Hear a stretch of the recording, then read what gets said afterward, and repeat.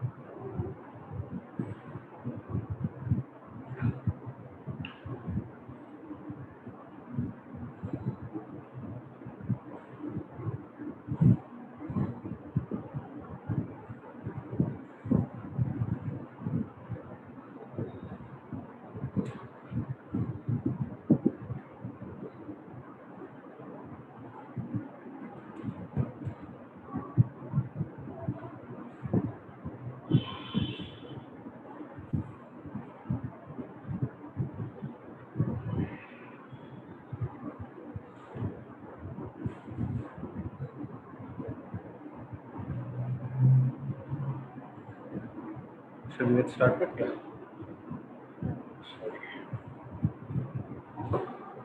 So we'll get started, guys.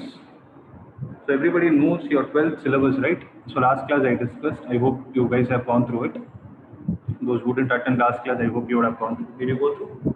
Not yet. No problem. So today you can go through the video. So I'll be starting with the first chapter of your 12th standard, which is Nikhilesh, the name of the first chapter. So I'm going to start with electric charges and fields. So that's the topic. So make a note of this point. Okay. So this electric charges and fields, what do you think we are going to study about this? Anybody? What is the main concept we are going to study in this?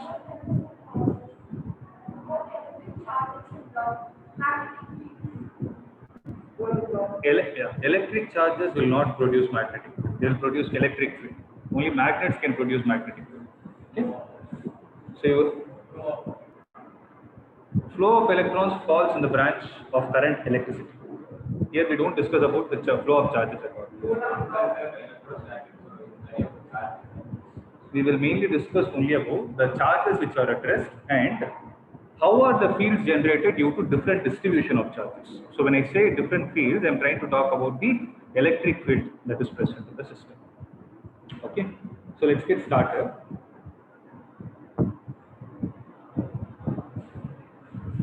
So the first definition that you are supposed to know is electrostatics. So what does electrostatic mean? So it is a branch of physics where you study about charges which are at rest. So study of charges at rest. So that point is clear. Now I have an important question. There is one word which is constantly repeated. What is it? We are using the word charges. So this is what you need to understand. To understand any other branch of electrodynamics or electromagnetism, whatever it is, you first need to know what a charge is all about. Right? Can somebody tell me what is charge?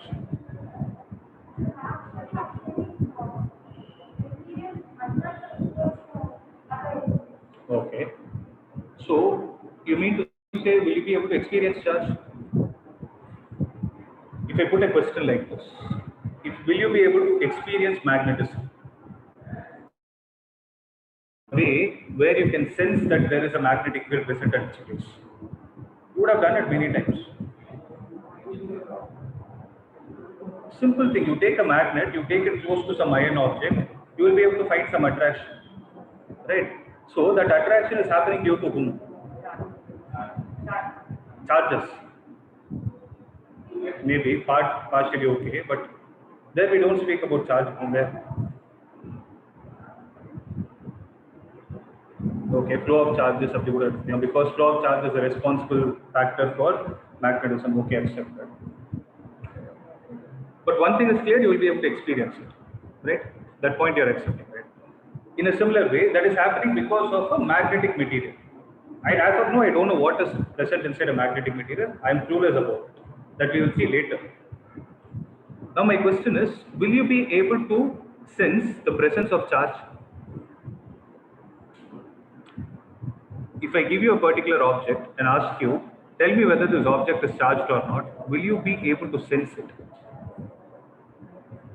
Will you be able to sense, yes, I can say that this material is charged? If so, how are you going to do? If that kind of a property is going to exist, what exactly is happening inside that material for me to call it is charged? These are all the questions we need to answer, right? So, first answer this. Do you think you will be able to experience charge? Yes or no? Okay, let me come to this point. Have you ever experienced static? Like when sometimes what happens when a person is wearing some insulating material, especially for the legs, then sometimes you go and touch them, you will feel a small shock kind of thing that is happening. Have you ever experienced it? Yes or no? Right. Similarly, there is another game like this also. If a person is sitting on a plastic chair, you try to hit him with a towel from the backside or with a cloth, you try to hit him hard, you try to touch him, you will be able to sense an amount of shock. So what exactly is that? Why is it happening? Why are we calling it as static? Because that person is able to, what is happening to him or her? The person is able to hold some charge within him which is getting transferred from his body to yours when you're trying to touch him. Why is he not able to lose the charge? Because he is wearing something. What is it? He is wearing some insulating material. Okay, this is slightly a tougher experiment. Okay, well, everybody would have not experienced it, but I just wanted to find out if you guys have experienced it. Is there any other simpler way where we can experience charges? Forget about experiment. At least now you accept that you will be able to sense charge, right? You will be able to sense it. So if you are able to sense charge, how are you able to do it? In the form of some force, in the form of some attraction or a repulsion that is happening between two objects, right? I'll be able to find it. Now, if that is going to happen, let me go into the basic atomic structure of an object and try to understand what exactly is responsible for this so-called charge to occur on a material, right? This table is made up of atoms. Every atom consists of a central part or the core called as a nucleus, and around it you have the electrons which are revolving in orbits, right? So, is an atom generally neutral or is it charged? It is neutral. So, what do I mean by neutral? So, when can I say something is neutral? Let's forget about protons and electrons. Can I say when mathematically the number of positive charges is equal to the number of negative charges? Right? So that's what happens. Nucleus, if I take an atom, if I call the central core as a nucleus, the nucleus consists of what? Protons and neutrons. Then who is responsible for the charges at the position? Obviously, the protons are responsible for the charges at the center part. Now, for any material in this world which is going to have excess energy will always be unstable. It will start reacting. We know this fact, right? For this material to be balanced, then what should happen logically? I need to have equal amount of negative charge which is contributed by the electrons. So electrons are going to revolve in the orbit. This also we discussed in the last class. So if I have a material in my hand and I give it to you and ask you to charge it and give it to me, what are you going to do? Don't say you will connect a charger or nothing like that. You can either remove electron or you can add electrons, right? I can do a modulation to the electrons. Why can't I do it to the protons part? because they are inside the nucleus, and obviously the nuclear force is going to be more. It is impossible. It is practically impossible for you to dump a positive charge into a nucleus rather than removing an electron, because the electrons are going to be in the outermost orbit and they are bound to the nucleus using electrostatic force. Right? So one thing is clear to me, that I can create a charge on a material by giving some modulation to the number of electrons in comparison to the number of protons that are existing. So if I have to write it in the form of NP, NE, I'll write three relations. If I call NP is equal to NE, then technically what is that material? It is an electrically neutral material. Neutral means what? It is electrically neutral. If NP is less than NE, that is the number of protons is less than the number of electrons, then it is negatively charged because it has excess amount of electrons.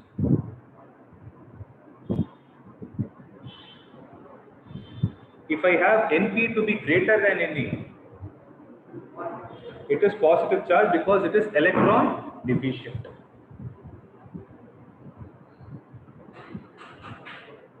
Right? So from this one thing I am clear that electrons is a deciding factor of a charge present on a material. This point is clear to us. Next. If I have something like this, by having more amount of positive charge or more amount of negative charge, what can I do to the surrounding particles? If the charged particle is placed close to some other object, what do you think will happen? You can observe, you can sense some force of attraction or repulsion, and that is happening due to whom? It is because of the charge that is present on the material. Why it is happening, I'll explain you in some time. So if I have to give a definition to charge, how am I going to do it? It is some property. I'll come to the property later. Property of whom? Property of a material. To do what? To create an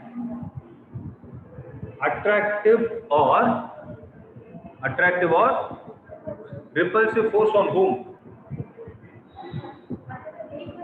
Yes, repulsive force on neighboring atoms. So what property is this? It is the intrinsic property. Okay, intrinsic means naturally occurring property. It is a naturally occurring property of a material to create an attractive or a repulsive force on the neighboring atoms, or I can call it as neighboring particles. Or put it in simple terms, I'll call it as neighboring materials. Nobody is going to ask you the definition, but you have to know it. Okay.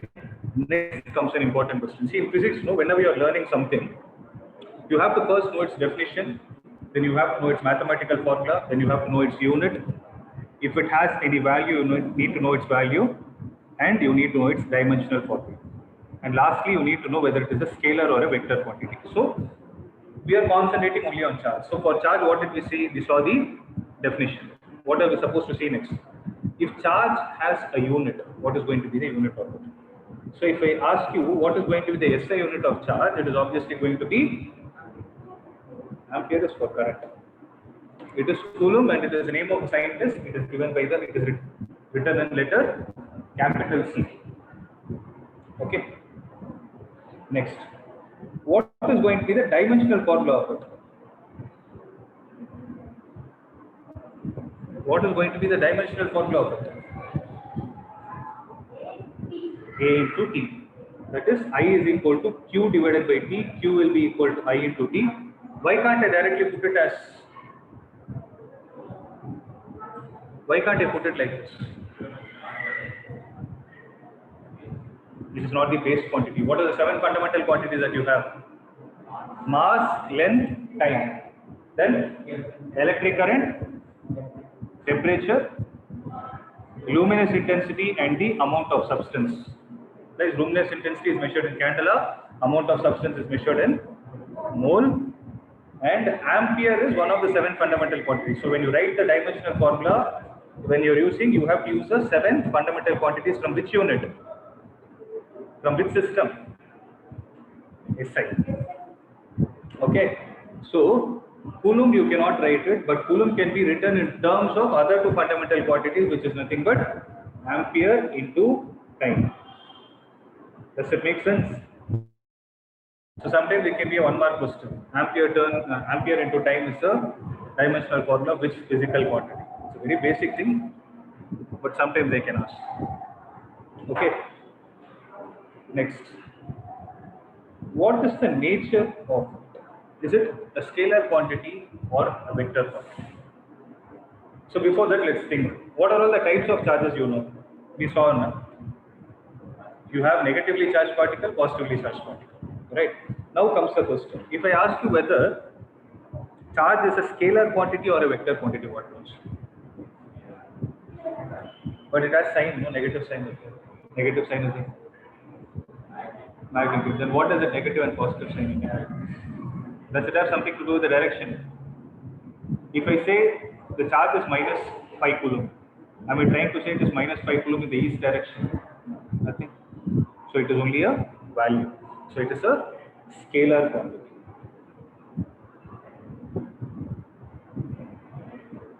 So why I am stressing on this point is, in physics, whenever you are dealing, mathematically you are dealing between the objects, the physical quantities which are scalars and vectors, when you are trying to do an operation in the sense addition, subtraction, multiplication, division, let's speak only about addition and subtraction.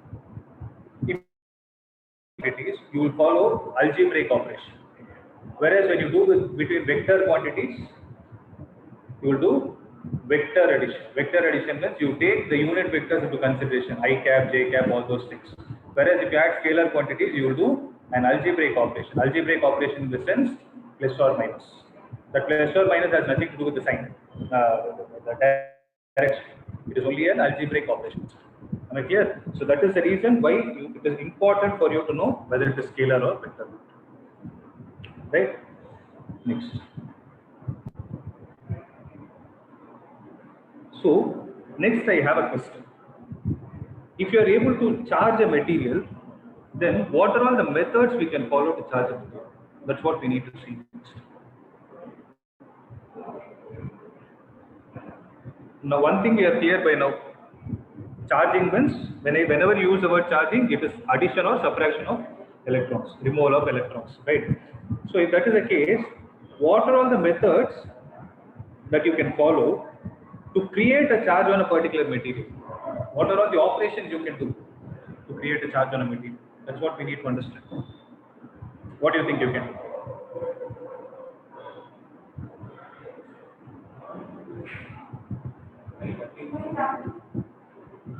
By rubbing? Okay. By rubbing, what are you going to do?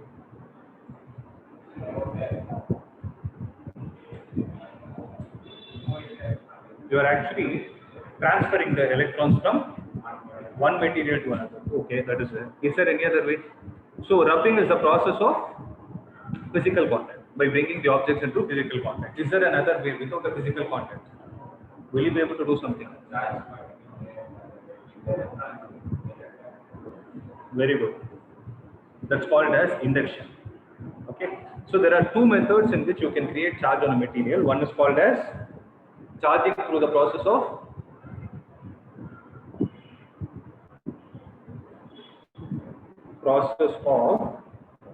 induction. So when I say induction, what am I trying to say? There is no physical contact. So induction, wherever you see this word, have it in your mind. There is no physical contact between the objects. Here, you will learn about induction somewhere else also. In your 10th standard, you will have learned mutual induction. That's called electromagnetic induction. Here it is called as electrostatic induction.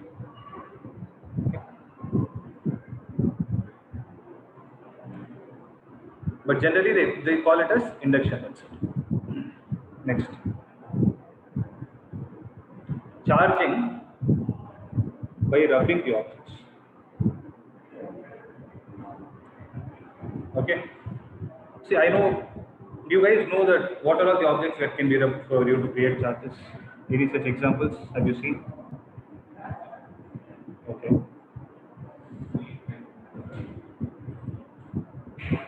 Okay. So if you take a balloon and rub it against your hair also, you can create charge, right? Have you ever seen that experiment? Everybody would have seen it, right?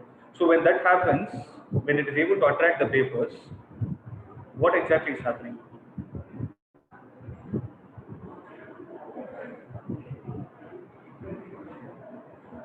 Let's try and see. Oh, sorry.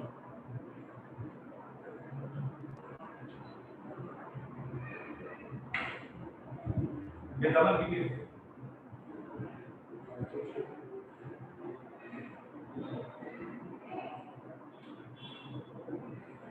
Can someone give me paper? Pieces of paper.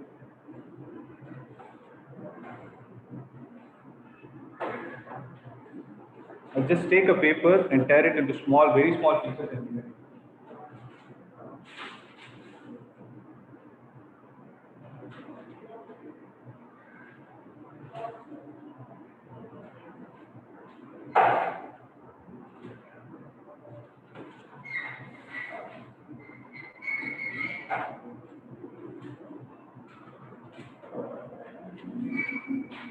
I don't know if it is going to work. Let's try and see.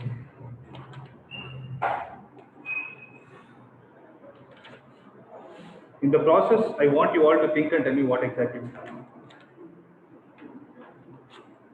I've taken small pieces of paper. Vinesh, are you able to see?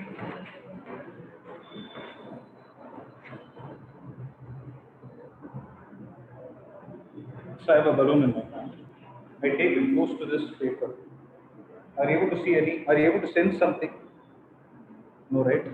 I take it close to the wall and try to place it there. So it is obviously falling down. Reason? There is no force, there is no other force that is acting between these two objects, or there is no contact force which is helping it stand. It is falling obviously due to the gravity. mg is acting in the downward direction. So if I rub it against, I don't know if it is going to work, let's see.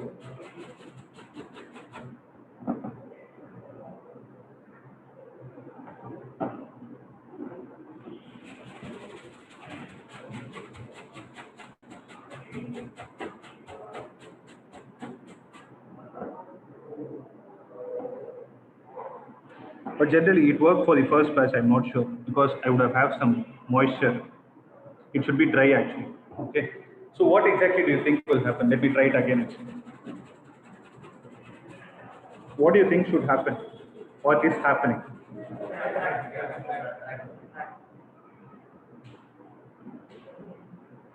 Not working. Anybody wants to try? Voice.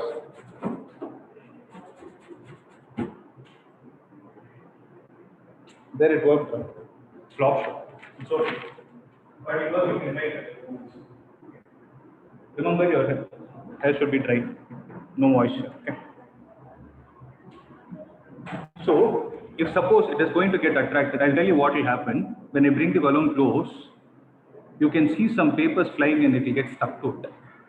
Okay, the other best example which you see in your day-to-day life, if you go into your room, okay, you have a table, let's say a white color table or a brown table for that matter.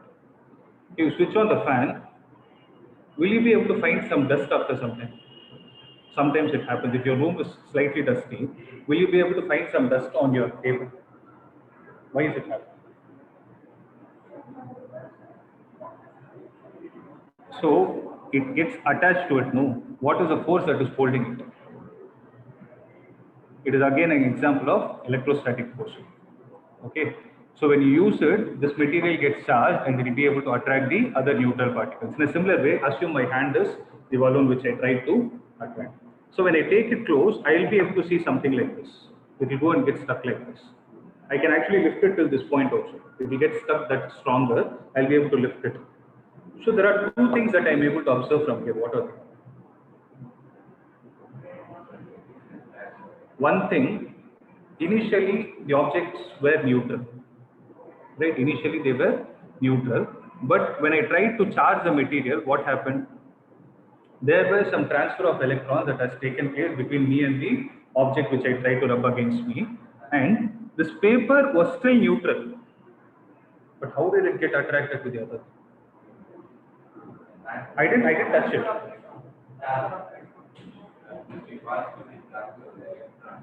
Okay. Okay, let's not get into the details of which one is positively charged, which one is negative. I'm only talking about transfer of electron. I'm only concerned about methods of charge. My work is not to find which is positive and which is negative. I've rubbed it, the balloon which was rubbed against me. There were some transfer of charges that are taking place between me and the balloon, right? So the object got charged. So when I took close to a neutral object, how was it able to attract those particles? What exactly did it do?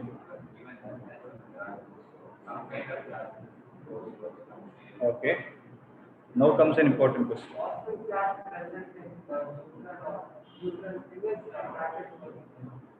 Is attracted. Okay. If I give you two positive charges and ask you to keep them close such that they're able to interact, what do you think will happen? Will they attract or repel? They will repel. If I give you two negative charges, they will, they will repel. If I give you unlike charges, they are going to get attracted. So this is a known fact. Now I have another question. But here my scenario is completely different. One side of the balloon, which let's say has got some positive charge.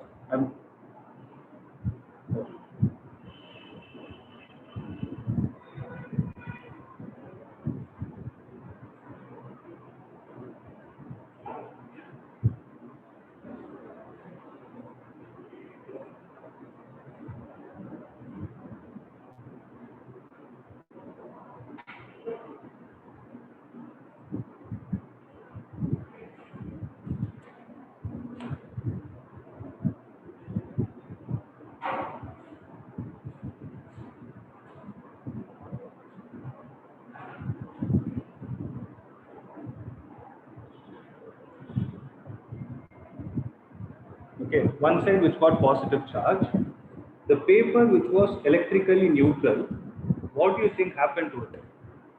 I didn't have any physical contact between them. What was the medium between them? It was air medium. Right, what exactly happened? The electrons which are present in this will get drifted close to the charged particle, and the positive charges. See, it is not, see, when I write positive charges, don't get confused thinking that it is the protons that are getting shifted. No. Wherever electrons are less, that area is considered to be positive. Okay. So have this point in your mind. This is what would have happened. Because we know what will happen between two positive charges, what will happen between two negative charges, positive and negative. What about a positive and a neutral particle? So in the positive and the neutral particle, this is the kind of reaction that is going to take place. And this is what we call it as induction. Because it is happening without any physical contact. So charges were induced in this particular paper, due to which the positive charges got repelled on the other side. Are you guys able to understand this? Right? Now see. Let me explain charging through the process of induction. Okay. Now I have a question. This is a positively charged particle, this is a neutral particle. If I bring them close to each other, yes, I am able to find some disturbance in them. Disturbance in whom? In the neutral charge, in the neutral particles, the charge has got redistributed. Now I have two questions. There are two important things. When I rub the balloon against myself, the charge has got transferred. Right? Whereas in the paper, is the charge getting transferred or redistributed? They are redistributed, right? So first point to be answered. If I bring this neutral particle away and I ask you a question, is this neutral particle charged? What is your answer? If I ask you, is the neutral particle charged or is it still neutral? What is the answer? It is charged, but the answer is it is not charged. Why? The rearrangement took place in the first case only because of the presence of external positive charge which was present on the object near it. But whereas when you try to bring it back at a farther distance, what will happen? It has no object to react with. So it will again redistribute with charge and come back to its stable condition. So it is not charged. Okay. So try to understand one important word. If the negative charge and the positive charge are getting redistributed, then this kind of a phenomenon is called as polarization. The name itself is suggesting polarization means polarity, something is getting polarized. Okay, now you can say this material is polarized but not charged. If it has to get charged, what are we supposed to do? You need to have only either excess of electrons or excess of positive charge. That is deficiency of electrons. So what I will do is, I will take the right hand side and ground it. If I take the right hand side and connect it to the earth, what do you think will happen to these positive charges? They will immediately flow to the earth, leaving back the negative charge in the material. Then I can say the material is charged, and that is what we call it as charging through the process of induction. Am I clear? So when you bring the, so tell me, if you bring the material, the charge object close to a neutral object, is it getting, the charge is getting stored in it, or is it getting polarized? It is only getting polarized. For it to get charged, what are we supposed to do? We need to carry out the process of earthing. So when you do that, the charge will get stored in that particular material, and that's what we call it as charging through the process of induction. For more details, you can read your textbook, you will understand it better. Now, if you read it, you will have a different perspective. Okay. So charging by rubbing the objects, this is through the process of friction. So in the activity that we tried, let me try with this. I'm not sure if this will also work. This is an electrostatic box test. Okay, I'll tell you what it is. Obviously, fan will not make any difference. So this is a plastic box. Okay, a normal different dabba. I stuck an aluminum foil inside. Okay, and I took some thermocol balls around which I wound aluminum foils. Now, if you see, I bring it downwards. The aluminum coils are falling due to gravity. If I put it back again, they are coming back to their original position. Now I have a question. See, when you observe the balloon thing, when the papers got lifted, there is another important conclusion also that we need to draw apart from charging. If I leave the paper without the table, if I leave it like this, where is it going to fall? Why? Obviously gravity. But when I take the balloon close to it, they got lifted against the gravity. So what can we conclude from that? Electrostatic force is very much greater than the gravitational force. Let's try and see. No? Let me try if this thermocol balls are going to come up. I'm not sure if it is going to work. Let me try. Okay. Actually, I need a leather thing to rub it.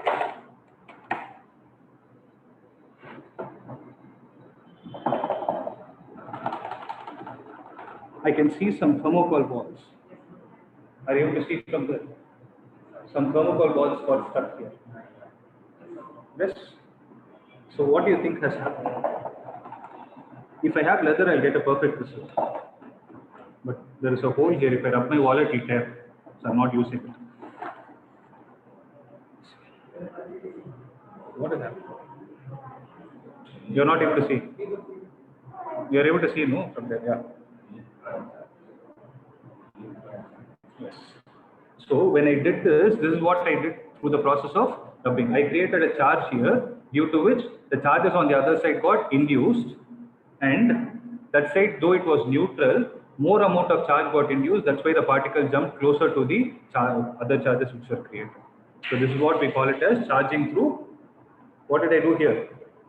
I charged it through friction. So you visualized it. See, the other day when I did it, it got stuck for almost 1 day. It was that light. See, mass is also an important factor. The other balls are slightly fat. Okay. Now you are able to visualize. Now I have a question.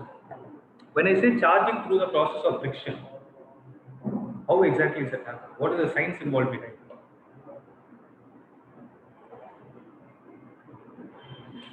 Induction, I'm able to understand that the intermediate medium is acting like a conducting medium, hence the charges are getting pushed away. Okay, I'm clear. Now I have another question. Look, by rubbing one object against other, what exactly am I achieving? How exactly is this happening? You guys think of it here. I've given you the hint also. Charge it by rubbing. So it is friction. So what does friction do? If I take two objects and you take your hand and rub it like this, you are able to sense some heat, right? How is that heat going to help in this process? I think I've almost given you the answer. You take water, you supply heat to it and boil it. What will happen to the particles?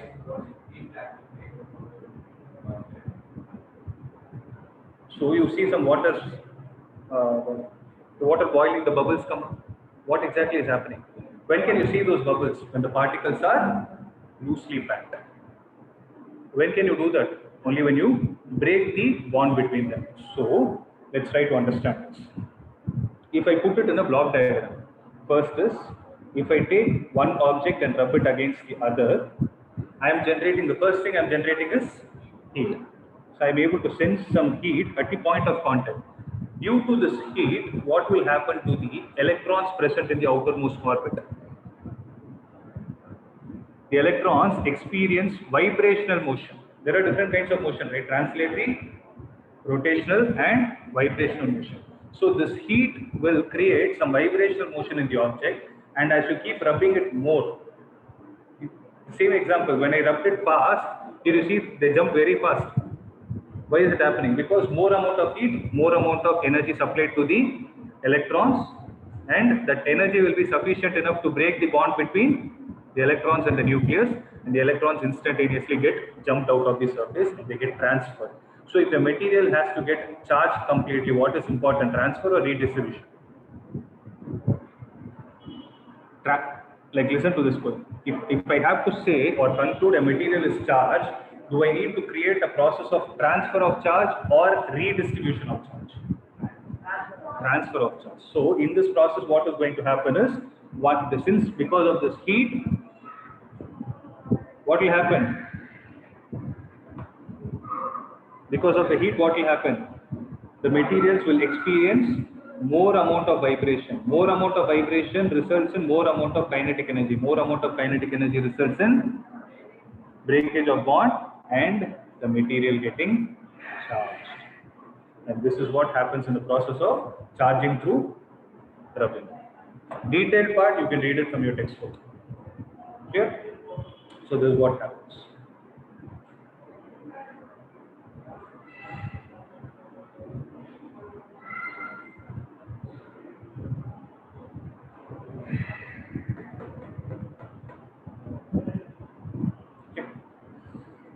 Next.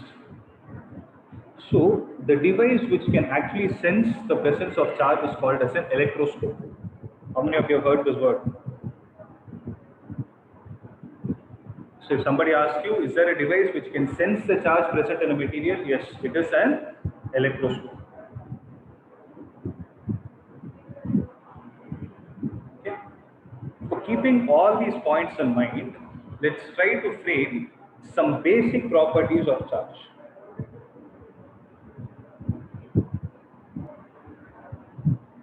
This is a very, very important concept, both in terms of exam perspective and concept understanding. So some basic properties of charge. There are three basic properties of charge. The first is called as quantization of charge. Second, we call it as conservation of charge. And the third, we call it as additivity of charge.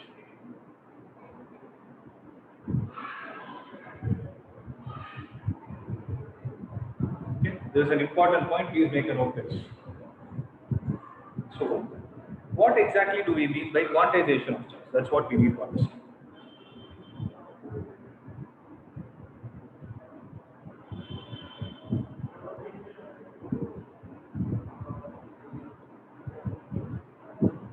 Quantization, name itself, quantity or something.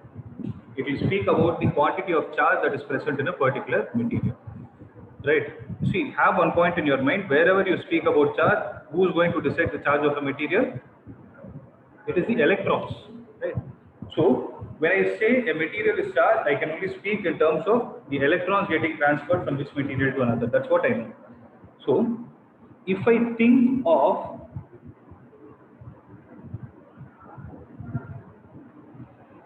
the charge on an isolated substance is equal, 1 minute.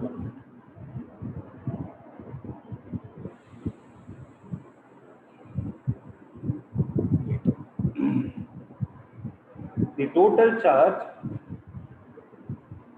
present on a material is an integral multiple of basic unit of charge. So the total charge that is generated on material is an integral multiple of the basic unit of charge. So what exactly do we mean by that? So here I am talking about basic unit. Don't get confused between basic unit and SI unit. So what are the basic material which is going to decide the charge of a material? Electron. So if I say material is charged, if I write something like this, 1.602 into 10 power minus 19 coulomb, the material can either have a charge of 1.6, or I'll write it like this, 1.6. The material can either have a charge of 1.6 into 10 power minus 19 or 3.2 into 10 power minus 19. If I ask you a question, is it possible for you to have 2.5 into 10 power minus 19? The answer is no. Why? It is not an integral multiple. Integral means integer value. Means it can either lose or gain 1 electron or lose or gain 2 electrons. It cannot lose 1.5 or 1.7 electrons. It has to lose an integral value of it. Okay, that's what. So here integral means integer.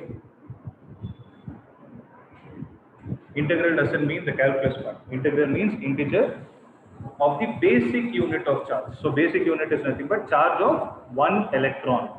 So if I have a statement like this, is it possible for me to give a mathematical expression to it? Let's think about it. So charge is generally represented by the symbol small q or capital Q. Okay. So Q is equal to some multiple of the basic unit of charge, that is E.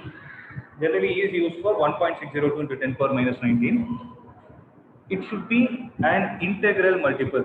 N stands for integer. Now I'm going to do a small thing. I'll add a plus or a minus. What does a plus or minus indicate? Whether it is electron deficient or having surplus electrons.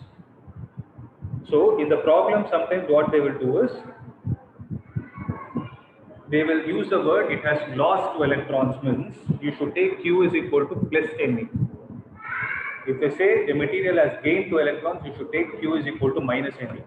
The lost or gain is given only to confuse you. They will not give plus or minus sign. If you miss the sign, your answer will be wrong. Okay, there are questions like this. So please make sure you are clear about it. So Q is equal to plus or minus N into, this is a mathematical expression for quantization of charge, and this is a very, very, very important expression.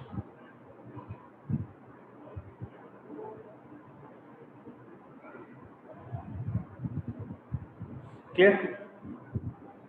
Shall we move on? Next is conservation of charge. This word conservation is not new to you. Just give me a minute. I'll be back.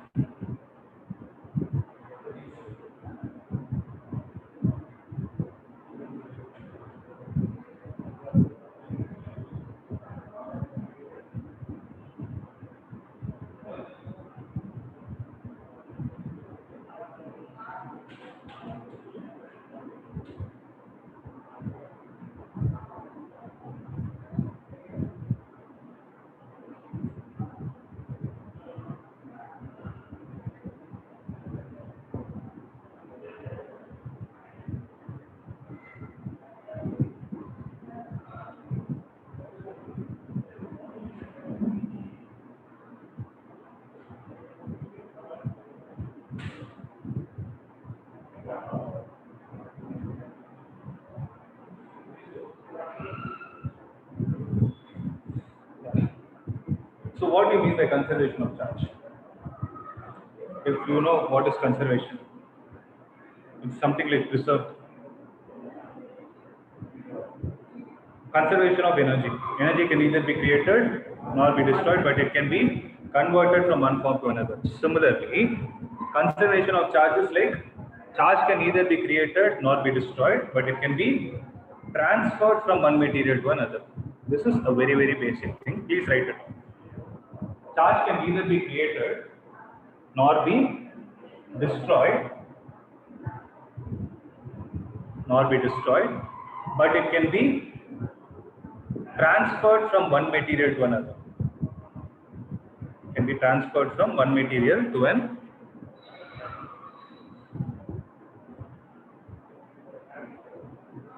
Okay.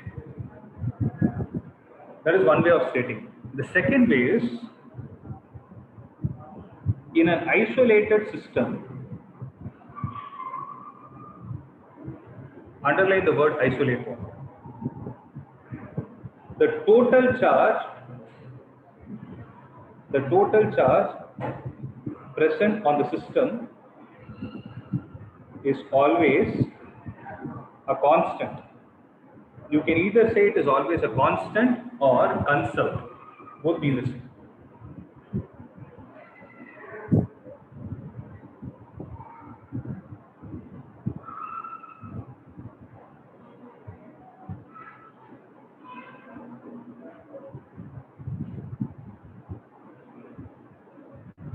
Am I clear with? So, in an isolated system, the total charge present in the system is always a constant. So, why I asked you to underline the word isolated means? This is a repeatedly used word in this chapter. So, what do you mean by an isolated system? So, what do you mean by system in the first place? System means something which is under observation.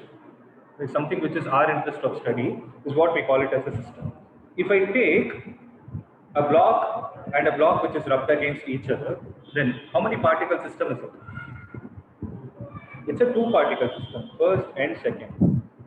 I can call this two-particle system to be an isolated system, provided it does not have any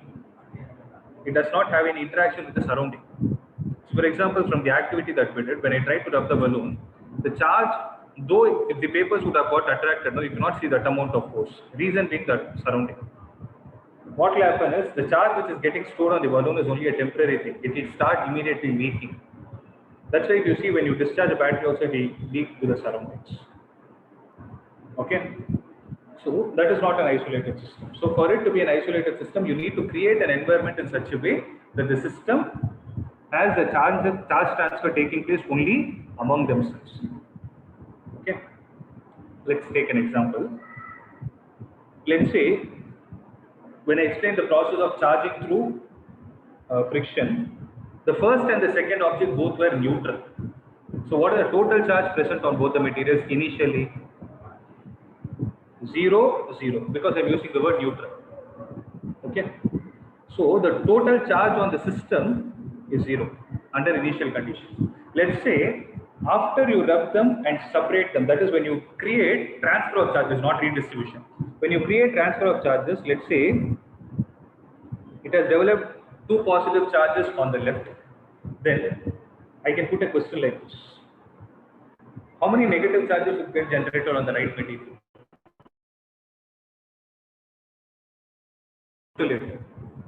The answer should be 2, because what did I start with? I started with a total of 0 charge. I need to ensure the system still has 0 charge. Only thing is the charges have got transferred. But as a whole, the system still has 0 charge. Are you able to understand it? So that is what is meant by conservation. Now read the statement, you will understand it. So that's why I told you, I'm repeatedly using the word, you need, for conservation of charge to be defined, you definitely need isolated system. If you write the statement in the exam without isolated system, it's wrong. It is not applicable to all the systems. Right? So mathematically, if I have to write it, if I have two objects which have charges Q1 and Q2 initially, these are isolated objects. So how much is the total charge present in the system? The total charge present in the system is Q1. There I took it as 0, neutral particles. Now they are initially charged. Let's say I took a balloon which is charged already. I took another balloon which is already initially charged. Now both have initial charges Q1 and Q2. Okay. Now I bring them in contact and separate them. What will happen is there will be redistribution of charges that are taking place. There will be transfer of charges.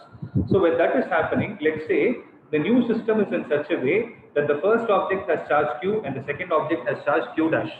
Now what is going to be the total charge here? It is Q plus Q dash. This Q plus Q dash is mathematically equal to Q1 plus Q. That is what? Conservation of charge state, and this is a very important statement. In the end of the chapter, we'll be using it. Second chapter also, you use it a lot.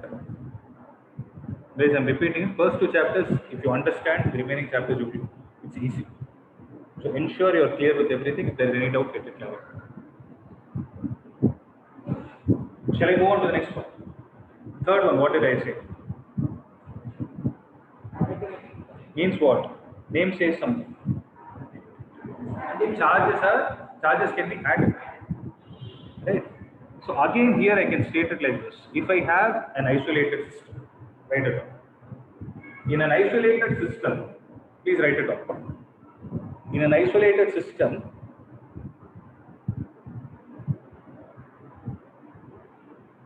the total charge in an isolated system, the total charge of the system is equal to the total charge of the system is equal to the algebraic sum, underline the word algebraic, is equal to the algebraic sum of the individual charges,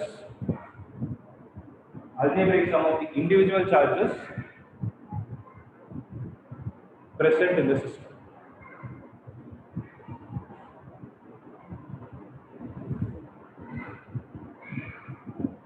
Clear? Okay. The reason why I asked you to underline algebraic is because what are the types of charges? What is the nature of charge? Scalar or vector? So for scalar, what is the type of addition we are supposed to do? You need to do algebraic sum. Let me explain what this algebraic sum is. Charge Q1, Q2, total charge. Q1 plus Q2. Q1, Q2, total charge. Sorry, minus Q2. Q1 plus, because I am using addition only, plus minus Q2. Instead of reading it as Q1 minus Q2, have a different perspective. Q1 plus of minus Q2 means I am taking the sign of the charge into consideration. That sign is what is the meaning of algebraic. Clear? So this is what you are supposed to do. And this is also important because these are all the constructing factors for next chapter. Have everything in mind. Okay, don't read them like theory. They have applications. So if there is anything that is not clear, please get it clarified. Q1 plus of minus Q2. So these are all the basic properties of charge. Okay. So with this, the story of charges is over. Now you know what is a charge, what are the basic properties. Now we need to analyze what will happen when there are system of charges which are brought close to each other. So when the charges are not close to each other, what we know that obviously what happens?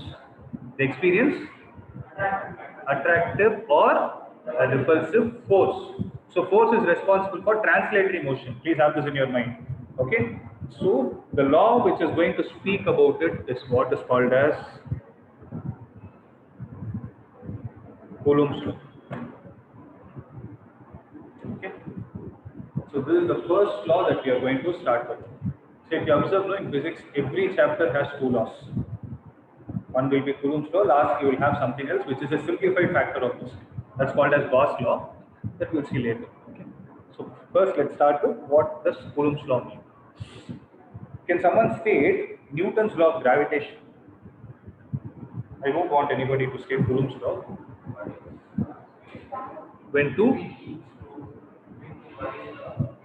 how are those objects supposed to be? There is an important word. It is applicable only to one nature of particle. They are supposed to be, they should not have any size. So if 2 point objects are separated by distance r, then the force of, I am stating it, tell me whether it is right or wrong. then the force of attraction or repulsion between the masses,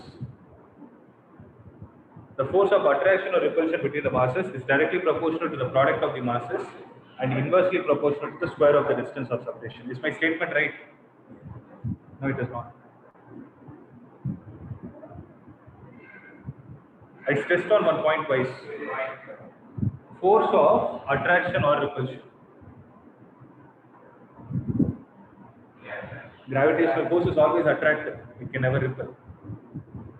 Okay. Whereas electrostatic force can be attractive or repulsive. So whatever statement you have seen for Newton's law of gravitation is the same thing applicable for electrostatic force. That is Coulomb's law. The only difference is going to be there you spoke about point masses. Here you are going to speak about point charges. So when 2 point charges Q1 and Q2 are separated by a distance r, then the force of attraction or repulsion between them is directly proportional to whom? Product of the, here one important point is there. There are two important points which are slightly different from Newton's law. One is force of attraction or repulsion. Second is directly proportional to the product of magnitude of the charges. Please underline the word magnitude. Product of the magnitude of charges and inversely proportional to the square of distance of separation between them.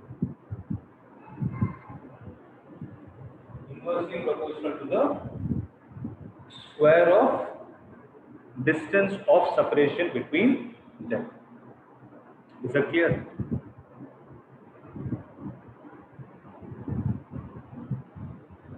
So F will be directly proportional to magnitude of Q1 into magnitude of Q2. The reason why I am saying magnitude is I'll explain it when I explain vectors. But have that point in your mind. And inversely proportional to whom?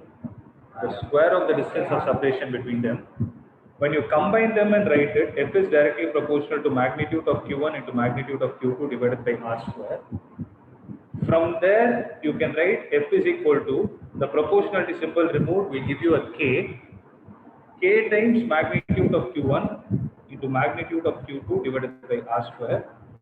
And this K has a value of 9 into 10 power 9. I'll tell you what is the unit. Okay. And this is also equal to some other value called as 1 divided by, anybody? It's called epsilon naught. Okay, it's a Greek symbol. 1 by 4 pi epsilon naught, where epsilon naught is called as the permittivity of free space or air medium. Okay.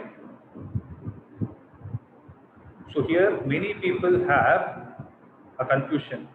Permittivity means the name suggests as if it is permitting something. No, it is actually the resistance of it. Any reason why? Why I am calling it as resistance?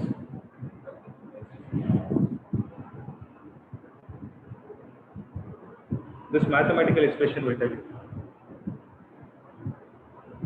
I took this K and substituted it here.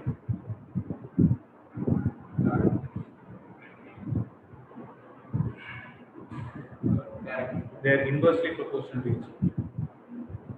Force and epsilon naught are inversely proportional to each other. So it is actually the resistance offered by a medium for the particles to interact. I have seen many people making this mistake. They will see the word permittivity means how much the medium is allowing the charges to interact, how much resistance the medium is offering for them to interact. Okay. Now our job is to fill the unit of it. So what is the SI unit of K? Look at it.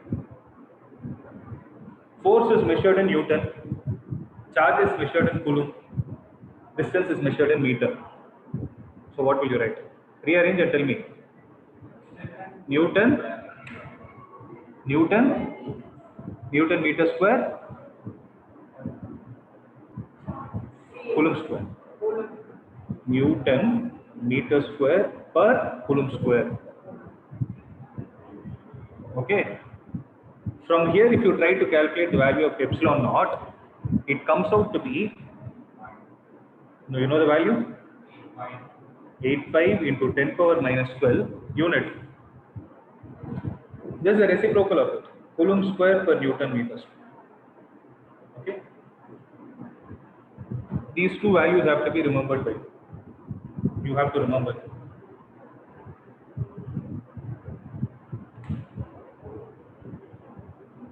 Okay. So this is how the charges in which medium? Charges in vacuum or air will interact provided they are point charges and the distance of separation between them is sufficient enough for them to interact. When I say distance of separation is sufficient enough, means for example, if I take the example of the balloon, you observe, you take it close. If you want, you can try it at home and see. You have to take it as close as possible, because then they will react. Maybe if you rub it for a longer time, you can get it at a longer distance itself. Means the distance of separation between them, even if it is more, it is able to interact with it. So that's what they are trying to say. So if the distance is more, the amount of force it can exert is going to be less. That's a logical thing, right? They're far away, it is difficult for me. You take a magnet for that matter. I have a magnet here, I put a magnet there. Maybe I have a very strong magnet where it can pull. If I have a magnet here which can be pulled, and if I have a magnet here which can be pulled, which one will get pulled faster? The second case. Reason, the distance is less. Right?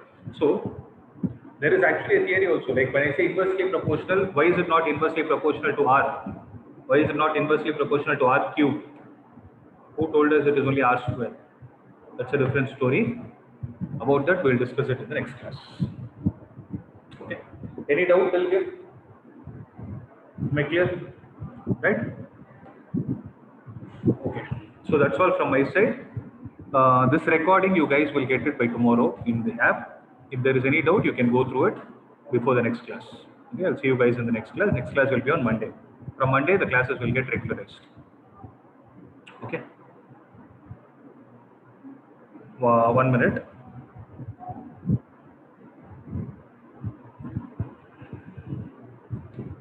I think you have made a note of it, right? Guys, make a note of this number. 6369210899. You have made a note. 6369210899 is the student support number. In the sense, I'll be there. It is for you guys to get doubts clarified. Okay, so you can either message me as a voice note or as a screenshot or as text, but don't call me. Okay, if I don't attend, don't take it wrong. Don't call me. You send a message, you will get a response within 24 hours. If I don't respond, please give me a reminder, because if there are multiple messages I would have missed it. Give me a reminder. Is that clear? So there is another number. Don't call to that. 97910900086. This is the admin number. Don't call to this. Don't send your message here. I'll not be there, and don't send a message as well. Ma'am will be there. I think I hope everybody would have spoken, right? She will be in the other number, in this number. So don't message there. It is only in this number that I am available. Clear? So while you are reading something, if you have any doubt, you can always message me. I'll clear it. That's it, guys. I'll see you all in the next class.